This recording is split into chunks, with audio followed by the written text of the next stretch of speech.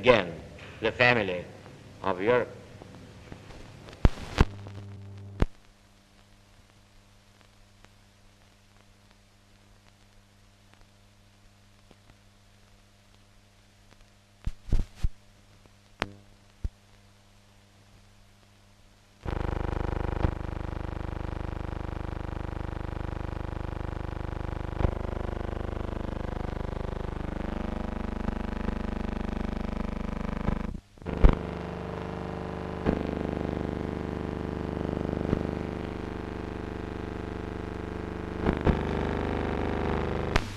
That, in effect, I have not quoted his actual words, that, but I've given their meaning and their sense. That is his complaint. That is the question which puzzles him and angers him. They are all the speeches of men conscious of their guilt and conscious also of the law.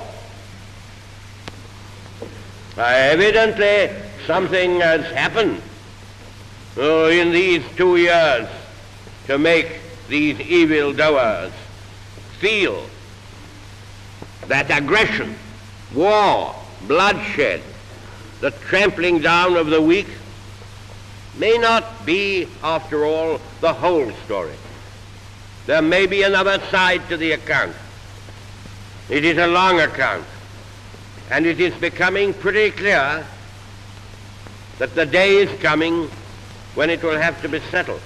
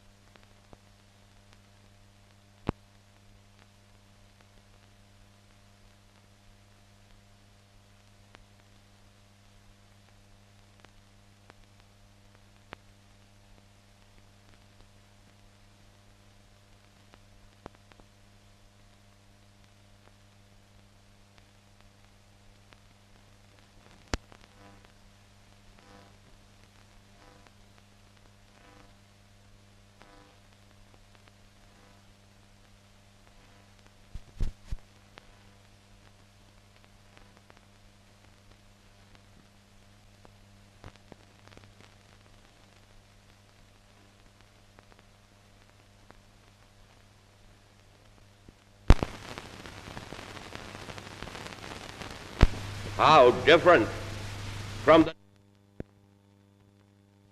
different are these plaintive speeches and expostulations from what we used to hear in those days. Fear and spite.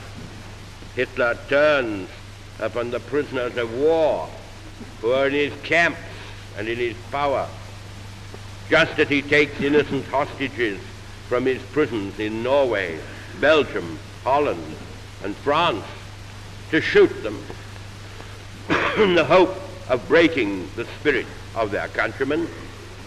So, in flattest breach of the few conventions which still hold across the lines of world war, he vents his cruel fear and anger upon the prisoners of war and casts them into chains.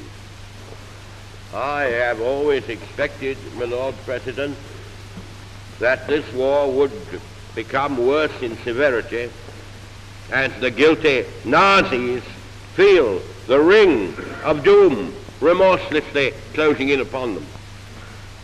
Here in the West, we have seen many savage, bestial acts, but nothing that has happened in the West so far can compare with the wholesale massacre, not only of soldiers, but of civilians and women and children, which have characterized Hitler's invasion of Russia. In Russia, and in his reigns of terror in Poland and Yugoslavia, tens of thousands have been murdered in cold blood by the German army and by the special, the fearful losses suffered. Ladies and gentlemen, the still beset us. Weariness, complacency, or discord, squabbles over petty matters would mar our prospects. We must all drive ourselves to the utmost limit of our strength. We must preserve and refine our sense of proportion. We must strive to combine the virtues of wisdom and of daring. We must move forward all together, united and inexorable. Thus, with God's blessing, the hopes which are now justified, which we are now entitled to feel, will not fade or wither. The light, famous minstrel who is here today, words which have given comfort and renewed strength to many a burdened heart. Keep right on to the end of the road. Keep right on to the end. Well, let us then, my Lord Provost, let us then, for a moment, cross the main and take a wider view. Another reason, ladies and gentlemen,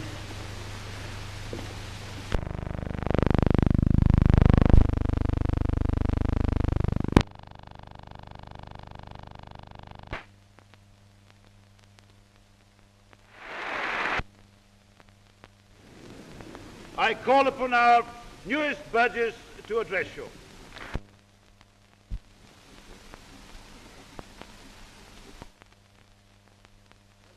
Before being made a freeman of any city.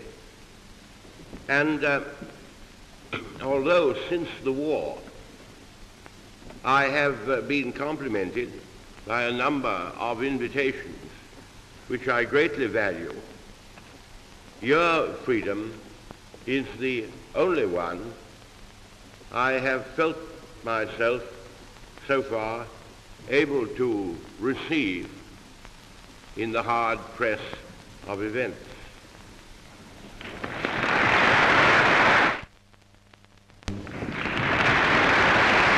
Freedom of a world which sorely needs it, but a special freedom, the freedom of this great city.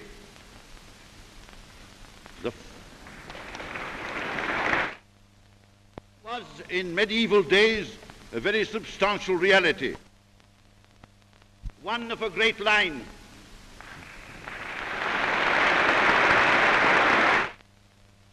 Agreed that he is unique in this respect, that while almost all his predecessors received the freedom of this city for one supreme distinguishing qualification, it is surely his peculiarly outstanding merit that he possesses at least one of the qualifications to which each of his predecessors had a claim. I have named Sir Walter Scott and Charles Dickens, magistrates, council and citizens of this ancient borough.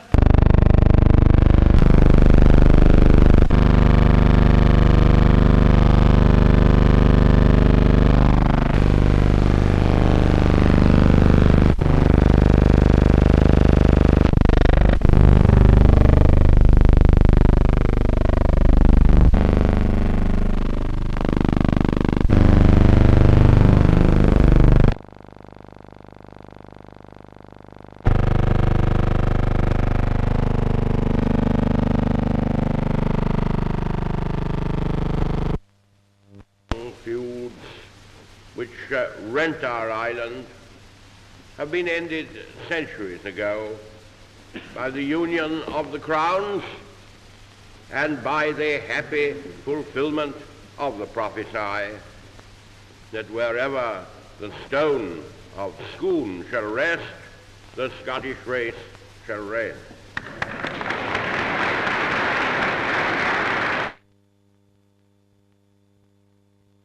Years of trial and storm, they have shared to the full the perils, the labours, the sorrows, and the hopes of the British nation. I have seen the King gay, buoyant, and confident when the stones and rubble of Buckingham Palace lay in newly scattered heaps upon its lawns. We even now are mourning the King.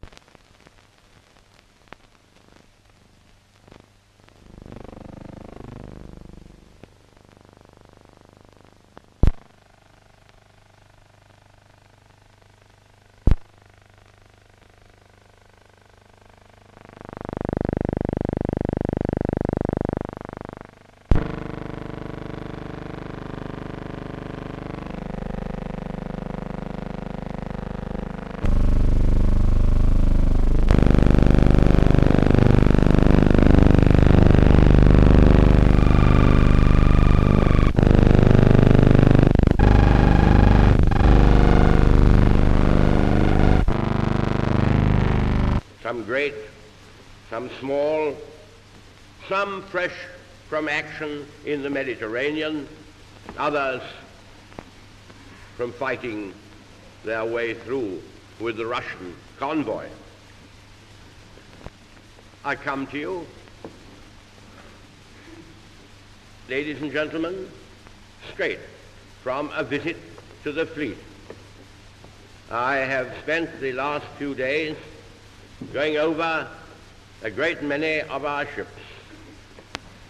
I could not imagine a greater contrast between this fleet in a harbour somewhere in Scotland and the desert army which I was visiting for 2 or 3 days some 7 weeks ago. The scene, the light, the color, the element, the uniforms, the weapons, all were utterly different.